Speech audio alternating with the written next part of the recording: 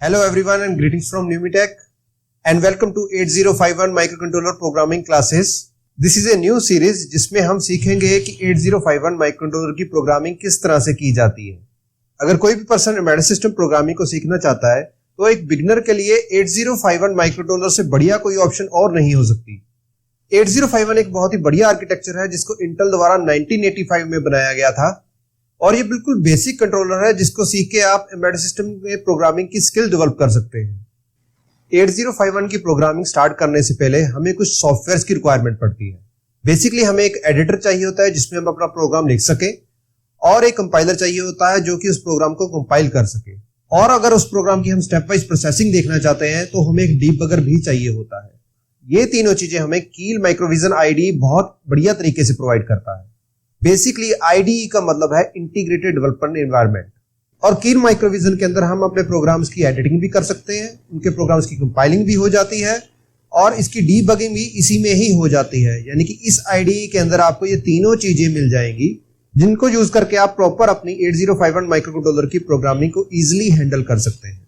तो आज हम देखेंगे कि 8051 के प्रोग्रामिंग के लिए हमने कौन सा कील का वर्जन डाउनलोड करना है, उसको इंस्टॉल कैसे करना है और उसमें कैसे हमने एक प्रोजेक्ट क्रिएट करके उसमें प्रोग्रामिंग करके बतानी है। So without any further due let's start learning. तो पहले हमें ये देखते हैं कि हमने कील माइक्रोविजन को डाउनलोड कहां से करना है। इसके लिए आप अपने ब्राउजर पे google.com ओपन कर सकते हैं और गूगल सर्च के अंदर आपने फिल करना है कील डाउनलोड। जैसे ही आप सर्च करेंगे आपके सामने इस तरह से रिजल्ट आने स्टार्ट हो जाएंगे और यहां पर आपका फर्स्ट रिजल्ट जो होगा वो होगा कील डाउनलोड्स के बारे में। तो सर्च करने के बाद हमने यहां पर अपने फर्स्ट लिंक पे क्लिक करना है और इसके बाद हमें एक वेब पेज ओपन हो जाएगा जिसमें लिखा होगा ऊपर आर्म कील। ARM एक बहुत ही पॉपुलर कंपनी है माइक्रो कंट्रोलर के कोर्स को डेवलप करने के लिए। आज की डेट में भी तकरीबन 80% मोबाइल फोन्स में आपको आर्म आर्किटेक्ट देखने को मिल जाएगा। तो ARM कील को ऑन करती है और ये डिफरेंट कोर्स को प्रोग्राम करने के लिए अलग से आईडी बनाती है। और 8051 के लिए कील के आईडी को डाउनलोड करने के लिए हमने प्रोडक्ट डाउनलोड पे जाना है। इसके बाद आपके सामने 4 ऑप्शंस आ रही होगी। इसमें जो सबसे पहली ऑप्शन है ये ARM प्रोसेसर को प्रोग्रामिंग करने के लिए आईडी दिया गया है जिसको हम बोलते हैं MDK ARM। और उसके बाद दूसरा जो आईडी है दैट इज फॉर C51 जो कि हमारे 8051 माइक्रोकंट्रोलर प्रोग्रामिंग डिवाइसेस के लिए यूज किया जाता है। इसके बाद आपको C251 आईडी भी देखने को मिल जाएगा जो कि स्मॉलर 8051 माइक्रोकंट्रोलर्स को प्रोग्राम करने के लिए यूज किया जाता है। और एंड में आपको STM माइक्रोकंट्रोलर्स को प्रोग्राम करने के लिए C166 आईडी देखने को मिलेगा। तो ये चारों आईडीज हजारों माइक्रोकंट्रोलर्स को प्रोग्राम करने के लिए यूज किए जाते हैं, लेकिन हमें जो चाहिए वो 8051 डिवाइसेस के लिए आईडी चाहिए। तो हम यहां पर C51 को क्लिक करेंगे तो जैसे ही एक नया वेब पेज ओपन होगा तो आपके सामने इस तरह का एक फॉर्म खुल जाएगा। बेसिकली अगर आप पहली बार इस वेबसाइट पे आए हैं तो आपसे एक फॉर्म फिल करवाया जाता है। इसमें कोई घबराने की जरूरत नहीं है, आपको जो आईडी है बिल्कुल फ्री ऑफ कॉस्ट प्रोवाइड किया जाता है। जस्ट आपने यहां पर अपना पहले फर्स्ट नेम भरना है, उसके बाद अपना लास्ट नेम भरना है, एक ईमेल आईडी प्रोवाइड करनी है, कंपनी आप कोई भी नाम दे सकते हैं। यहाँ पर कोई जरूरी नहीं है कि आप अगर कंपनी में काम नहीं करते हैं तो आप इसको डाउनलोड नहीं कर पाएंगे, ऐसा कुछ नहीं है। रीजन अपना सिलेक्ट करके बताना है, एक फोन नंबर आपने प्रोवाइड करना है और ये ऑप्शनल होता है कि अगर आपको ईमेल चाहिए या नहीं चाहिए। और नीचे एक और क्वेश्चन पूछा जा रहा है कि विच डिवाइसेस यू आर यूजिंग, तो ये भी आप यहाँ पर भर सकते हैं इसको। उसके बाद ये चेकबॉक्स भी जो होता है ये भी ऑप्शनल है, इसको आप सिलेक्ट करें या ना करें ये बिल्कुल आपकी मर्जी है। बेसिकली यहाँ पर आपको पूछा जा रहा है कि अगर आपको कोई ईमेल चाहिए प्रोडक्ट और सर्विसेज के बारे में तो आप यहाँ पर इसको सिलेक्ट कर सकते हैं। और ये सारा फॉर्म भरने के बाद आपने यहाँ पर सबमिट का बटन क्लिक कर देना है। फॉर्म सबमिट करने के बाद आपके सामने इस तरह का एक वेब पेज ओपन हो जाएगा। यहाँ पर आपको नीचे कील की आईडी डाउनलोड करने के लिए एक EXE फाइल शो हो रही होगी। तो बेसिकली हमने इस EXE फाइल पर क्लिक करना है। जैसे ही आप क्लिक करेंगे तो इस तरह आपके सामने एक सेव फाइल की ऑप्शन खुल जाएगी जिसपे जाके आपने सेव फाइल पे क्लिक करना है और आपका आईडी डाउनलोड होना स्टार्ट हो जाएगा। डाउनलोड कंप्लीट होने के बाद आपने अपनी सेव लोकेशन पे जाना है। मैंने इसकी सेव लोकेशन डेस्कटॉप सेट की थी तो ये डेस्कटॉप पे मेरा डाउनलोड होके यहाँ पर आ चुका है। इसके बाद मैं इसको इंस्टॉल करने वाला हूं। तो इंस्टॉल करने के लिए इसको आप डबल क्लिक कीजिए। डबल क्लिक करने के बाद इसकी इंस्टॉलेशन स्टार्ट हो जाएगी। तो यहां पर आपने नेक्स्ट फिल करना है। उसके बाद आपसे लाइसेंस एग्रीमेंट पूछा जाएगा, तो यहां पर आपने चेकबॉक्स सेलेक्ट कर लेना है और नेक्स्ट पे क्लिक करना है। इसके बाद आपसे लोकेशन पूछी जाएगी कि आपने अपने प्रोजेक्ट को कहां पर इंस्टॉल करना है। तो यहां पर भी आप सिंपली इसको सी ड्राइव में ही इंस्टॉल करें, तो इसको नेक्स्ट कर दीजिए। इसके बाद आपसे पूछा जाएगा कि आप यहां पर अपना कंपनी नेम और डिटेल दीजिए। तो यहां पर आप कुछ भी भर सकते हैं। मैं यहां पर सिंपली एक तरह का सिंपल सिंगल लेटर ही भर रहा हूं, तो इसमें कोई ऐसा नहीं है कि मेरे को पूरी प्रॉपर इंफॉर्मेशन देनी है। तो इसको मैं सिंपली यहां से सिंपल FF भर के इसको नेक्स्ट करने वाला हूं। और इसके बाद यहां पर मेरा देख सकते हैं कि आप इंस्टॉलेशन स्टार्ट हो चुकी है। इंस्टॉलेशन कंप्लीट होने के बाद यहां पर आपको एक मैसेज शो होगा। तो यहां पर हमने रिलीज नोट को अनचेक कर देना है और हमने इसके बाद फिनिश पे क्लिक करना है। तो अब इंस्टॉलेशन फिनिश हो चुकी है और आप यहां पर देख सकते हैं कि एक कील माइक्रोविजन 5 का एक आइकॉन यहां पर आ चुका है। अब हम कील को स्टार्ट करके देखेंगे, तो उसके लिए आपने इसको डबल क्लिक करना है। तो यहां पर आपका कील ओपन होना स्टार्ट हो जाएगा और जैसे ही ओपन होगा आपके सामने इस तरह की एक विंडो ओपन हो जाएगी। सॉफ्टवेयर स्टार्ट करने के बाद आपने ये ध्यान जरूर रखना है कि जब भी आप नया प्रोजेक्ट बनाने लगें तो कोई भी पुराना प्रोजेक्ट ओपन ना हो। फॉर एग्जांपल यहाँ पर मैंने आपको एक पुराना प्रोजेक्ट ओपन करके दिखाया है और लेट अस सपोज अगर हम नया प्रोजेक्ट बनाने लगे हैं तो सबसे पहले हमने इस पुराने प्रोजेक्ट को क्लोज करना है। बहुत सारे बच्चों को अक्सर ये प्रॉब्लम आती है कि वो जब नया प्रोजेक्ट स्टार्ट करने से पहले पुराना प्रोजेक्ट क्लोज नहीं करते हैं, तो उनकी अक्सर फाइल्स जो हैं एक प्रोजेक्ट और दूसरे प्रोजेक्ट में मिक्स हो जाती हैं। तो पुराना प्रोजेक्ट क्लोज करने के लिए आपने प्रोजेक्ट टैब के ऊपर जाना है। प्रोजेक्ट टैब के ऊपर जाने के बाद आपको यहाँ पर नीचे क्लोज प्रोजेक्ट की ऑप्शन दिख रही होगी, तो यहाँ पर आपने क्लिक करना है और जैसे ही आप क्लिक करेंगे आपके सारे पुराने प्रोजेक्ट क्लोज हो जाएंगे। फर्दर हम देखेंगे कि कील में प्रोजेक्ट क्रिएट कैसे किया जाता है। तो प्रोजेक्ट क्रिएट करने के लिए फिर से हमने वही प्रोजेक्ट वाली ऑप्शन पे जाना है और यहाँ पर हमने क्लिक करना है न्यू माइक्रोविजन प्रोजेक्ट। जैसे ही आप इसको ओपन करेंगे तो यहाँ पर आपके सामने एक विंडो ओपन हो जाएगी। तो सबसे पहले आपसे यहाँ पर पूछा जाएगा कि आपने अपने प्रोजेक्ट को सेव कहां पर करना है। तो इसके लिए आप अपनी लोकेशन डिफाइन कर सकते हैं कि कहां पर आपने अपने सारे प्रोजेक्ट सेव करने हैं। जैसे कि मैं चाहता हूं कि मैं अपनी डेस्कटॉप पे अपने सारे प्रोजेक्ट को सेव करूं, तो उसके लिए मैं डेस्कटॉप पे जाता हूं और यहां पर एक न्यू फोल्डर बना देता हूं और न्यू फोल्डर के अंदर मैं फिल कर देता हूं कील प्रोजेक्ट्स और इसको ओपन कर लेता हूं। अब कील प्रोजेक्ट्स वाले फोल्डर के अंदर मैं अपने सारे प्रोग्राम सेव करने वाला हूं। और जब भी आप अपना कोई प्रोजेक्ट बनाते हैं तो सबसे बेस्ट प्रैक्टिस ये है कि आप हर एक प्रोजेक्ट के लिए अलग फोल्डर बनाएं। तो जैसे कि मैं अभी आपको प्रोग्राम बना के दिखाऊंगा, तो उसके लिए मैं टेस्टिंग नाम का एक अलग फोल्डर बना रहा हूं। तो मैंने यहाँ पे इसको रीनेम कर दिया है टेस्टिंग। तो रीनेम करने के बाद इस तरह से आपके सामने ये फोल्डर दिखना स्टार्ट हो जाएगा। आप इस फोल्डर पे डबल क्लिक कीजिए ताकि आप इसके प्रॉपरली पाथ के अंदर जा सके और यहां पर आपने अपनी प्रोजेक्ट फाइल का नेम सेव करना है। एक और बढ़िया प्रैक्टिस है कि आप जो भी अपने फोल्डर का नाम रखें उसी नाम से ही अपने प्रोजेक्ट को सेव करें। तो मैं यहां पर अपना जो प्रोजेक्ट का नेम रख रहा हूं वो भी टेस्टिंग ही रख रहा हूं। इसके बाद आप अपने सेव बटन पे क्लिक कर दीजिए। तो जैसे ही आप सेव बटन पे क्लिक करेंगे तो आपके सामने इस तरह से एक विंडो पॉपअप होगी। इस विंडो के अंदर आपसे पूछा जाएगा कि आपने कौन से कंट्रोलर पे काम करना है। तो आप यहां पर देख सकते हैं कि यहां पर आपको बहुत सारी कंपनीज के कंट्रोलर देखने को मिल जाएंगे।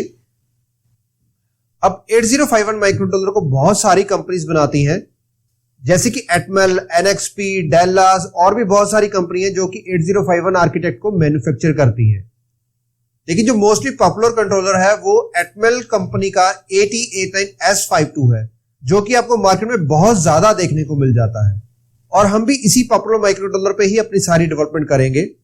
और यहां पर इसको फाइंड करने का सबसे बढ़िया तरीका है कि आप यहां पर सर्च बार में जाएं और यहां पर सर्च करें AT89S52 माइक्रोकंट्रोलर। तो जैसे कि देख पा रहे हैं आप यहां पर माइक्रोचिप के अंदर आपका AT89S52 आ जाता है। कील सी के पुराने वर्जन में यही कंट्रोलर एटमेल सीरीज के अंदर दिखाया जाता था, लेकिन यहां पर अब ये माइक्रोचिप के अंदर शो हो रहा है। और कंट्रोलर सेलेक्ट करने के बाद यहां पर आपने इसको ओके पे क्लिक कर देना है। इसके बाद आपको ऑप्शन पूछेगा कि आपने startup.a51 फाइल अपने प्रोजेक्ट में चाहिए कि नहीं चाहिए। तो यहां पर हमने सिंपली इसको नो पे क्लिक कर देना है, हमें कोई भी ऐसी फाइल नहीं चाहिए। क्लिक करने के बाद आपके सामने यहां पर एक प्रोजेक्ट विंडो ओपन हो जाएगी। बेसिकली आपको यहाँ पर दो विंडोज शो हो रही हैं, एक प्रोजेक्ट विंडो है और एक यहाँ पर आउटपुट विंडो है। तो हमारे प्रोजेक्ट की जो भी सारी फाइल्स होंगी और उसकी हैंडलिंग जो है वो यहाँ पर प्रोजेक्ट विंडो हैंडल करेगी और आउटपुट विंडो हमें जो भी रिजल्ट्स होंगे या कोई भी एरर्स होंगे वो हमें यहाँ पर नीचे शो हो जाएंगे।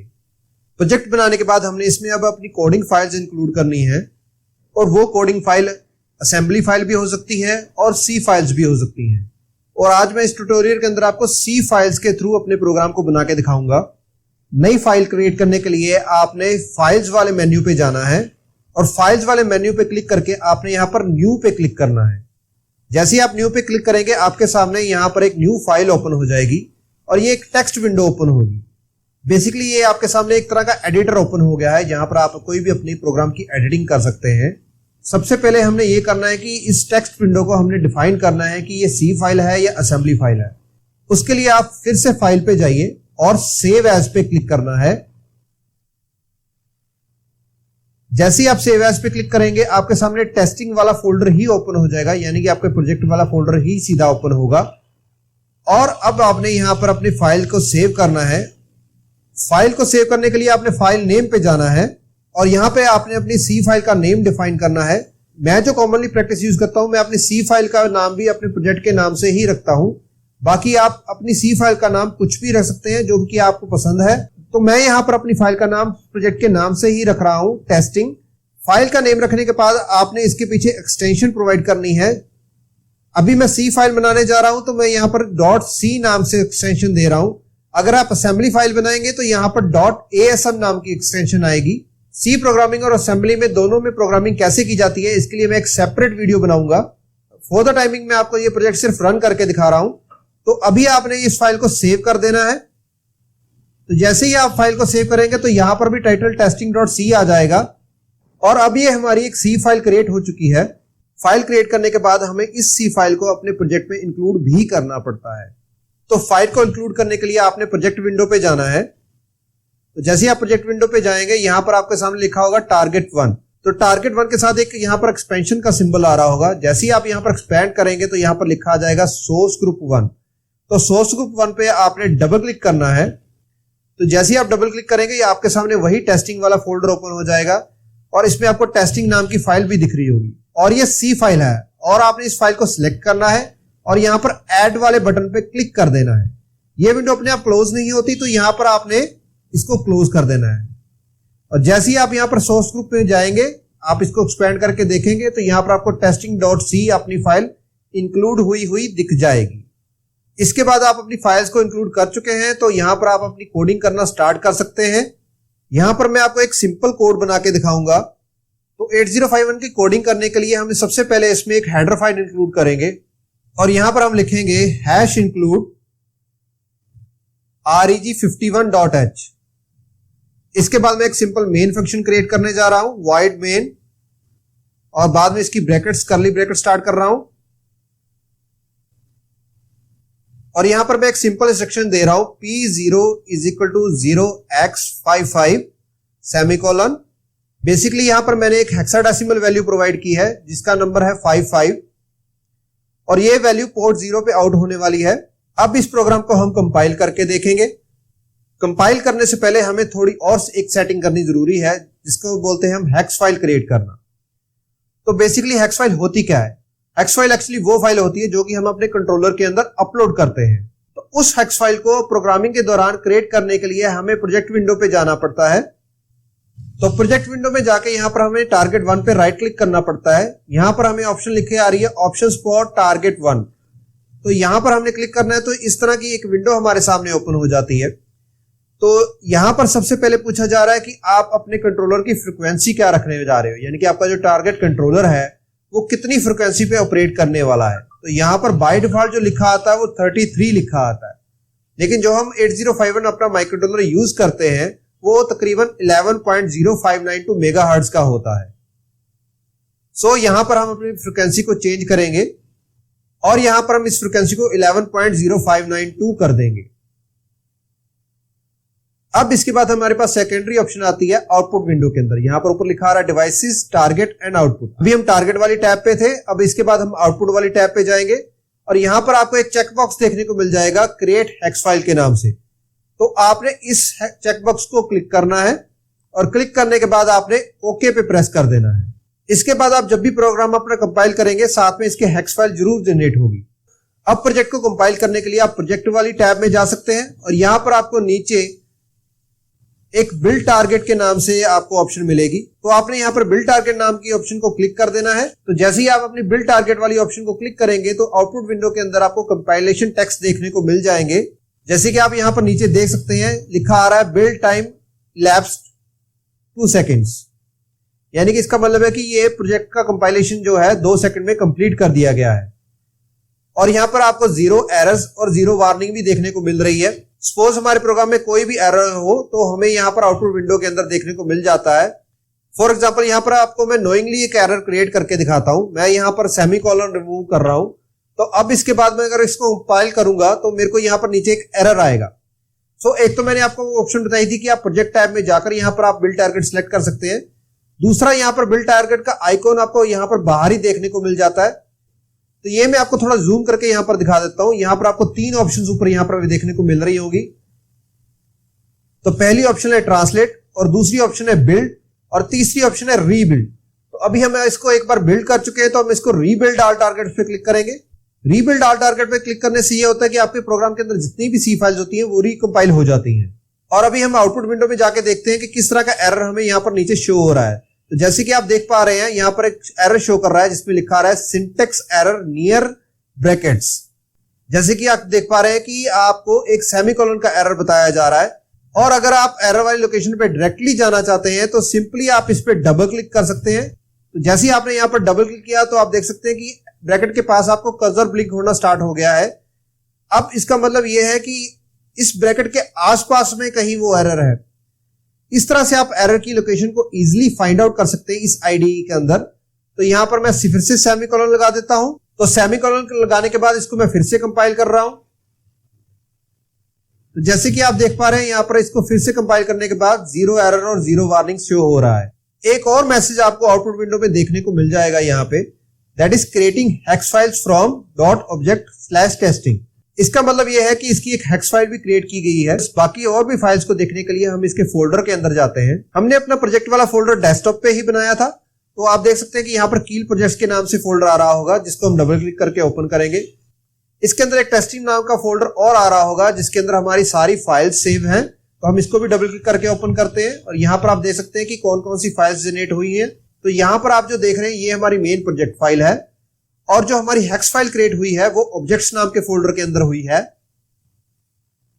ऑब्जेक्ट्स वाले फोल्डर को आप ओपन करने के बाद देखेंगे यहाँ पर आपकी testing.hex नाम से एक फाइल आ रही है और यहाँ पर टाइम भी आ रहा है कि किस टाइम पे आपने इसको कंपाइल किया था। और इसी फाइल को हम अपने माइक्रोकंट्रोलर के अंदर अपलोड भी करते हैं। इसके बाद हम अपने प्रोजेक्ट पे वापस चलते हैं। अब हम देखेंगे कि इसकी डीबगिंग कैसे की जाती है। डीबगिंग की हेल्प से हम इसकी सिमुलेशन भी कर सकते हैं और हम इसकी आउटपुट भी दे सकते हैं कि जो हमें रिक्वायर्ड आउटपुट थी वो हमारी आ रही है कि नहीं आ रही है। तो इसके लिए हमने डीबग टैब पे जाना है। तो डीबग टैब पे जाने के लिए आप ऊपर देखेंगे तो यहाँ पर आपको डीबग टैब देखने को मिल जाएगी। तो डीबगिंग स्टार्ट करने के लिए हमने इस ऑप्शन पे क्लिक करना है। तो जैसे ही आप इस ऑप्शन पे क्लिक करेंगे तो यहाँ पर एक आपको मैसेज शो करेगा जिसपे लिखा होगा इट्स एन एवोल्यूशन मोड, यानी कि ये जो वर्जन है आपके सामने ये एवोल्यूशन वर्जन है। तो आपको इसमें जो प्रोग्राम की लिमिट मिलेगी बनाने की वो 2K की ही मिलेगी, लेकिन जो मैक्सिमम हमारे प्रोग्राम बनते हैं उसका जो कोड साइज है वो 2K के अंदर ही अंदर रहता है। तो हमें इसमें कोई प्रॉब्लम नहीं है। हम यहाँ पर इसको ओके कर देते हैं। जैसे ही आप ओके करेंगे आपके सामने इस तरह से एक डीबग वाली विंडो ओपन हो जाएगी और यहाँ पर इस तरफ आप अपने सारे रजिस्टर्स देख पा रहे हैं। यहाँ पर आपके सारे SFRs आ रहे हैं और अगर आप अपनी पोर्ट की वैल्यू देखना चाहते हैं तो उसके लिए आपको पेरिफेरल्स टैब के अंदर जाना पड़ेगा। तो यहाँ पर आपको पेरिफेरल्स टैब के अंदर जाने के बाद एक इनपुट आउटपुट पोर्ट्स नाम का ऑप्शन मिलेगी और इसके अंदर आप जो भी पोर्ट देखना चाहते हैं, जैसे कि मैंने यहाँ पर पोर्ट 0 सिलेक्ट किया था तो मैं पोर्ट 0 पे क्लिक करता हूं तो यहाँ पर मेरे को पोर्ट 0 के सारी ऑप्शंस देखने को मिल जाएंगे कि इसका स्टेटस क्या है और पिन का स्टेटस क्या है। तो डीबगिंग स्टार्ट करने के लिए आपके पास यहाँ पर कुछ ऑप्शन शो हो रही होंगी। तो जैसे यहाँ पर आप पहले बटन पे जाएंगे तो आपको स्टेप बाय स्टेप इस प्रोग्राम को रन कैसे किया जाता है वो शो होगा। तो जैसे आप इस पे एक बार क्लिक करेंगे तो आपको ये स्टेप शो करेगा कि फर्स्ट स्टेप चलने के बाद क्या रिजल्ट आया है। और आप यहाँ पर देख पा रहे हैं कि हमने जो वैल्यू सेंड की थी लाइक 55, उसी के अकॉर्डिंग वो वैल्यू पोर्ट पे जा चुकी है। बिट्स में भी अगर आप देखना चाहें तो आप देख सकते हैं कि जिस भी बिट पे हमने 1 भेजा था वहां पर चेक बॉक्स सिलेक्टेड है, और जहां पर 0 भेजा था तो वहां पर चेक बॉक्स सिलेक्टेड नहीं है। तो इसका मतलब इस तरीके से आप चेक कर सकते हैं कि कहां पर 0 आ रहा है और कहां पर 1 आ रहा है। अगर इसके बाद आप डीबगिंग स्टॉप करना चाहते हैं तो आप फिर से डीबग पे जाइए और फिर उसी ऑप्शन पे क्लिक कीजिए। इसके बाद आपकी डीबगिंग बंद हो जाएगी और फिर आप प्रोजेक्ट विंडो पे वापस आ जाएंगे, और कुछ इस तरह से आप अपने सारे प्रोग्राम्स को कंपाइल कर सकते हैं, बना सकते हैं। और अगर आपको कोई भी स्टेप समझ में ना आया हो तो आप हमें प्लीज कमेंट में मेंशन कीजिए, we will try to resolve your queries. इसके अलावा भी अगर आपकी कोई क्वेरीज हो तो आप हमें कमेंट्स में मेंशन कर सकते हैं। और अगर आपको ये वीडियो पसंद आई है तो प्लीज इस वीडियो को लाइक कीजिए, शेयर कीजिए और हमारा चैनल सब्सक्राइब करना ना भूलें। आपके लाइक्स और सब्सक्राइब से ही हमें मोटिवेशन मिलती है कि हम इस तरह की बढ़िया बढ़िया वीडियो बना पाए। So that's it, this is रोहनपाल Singh signing off. Enjoy being a learner.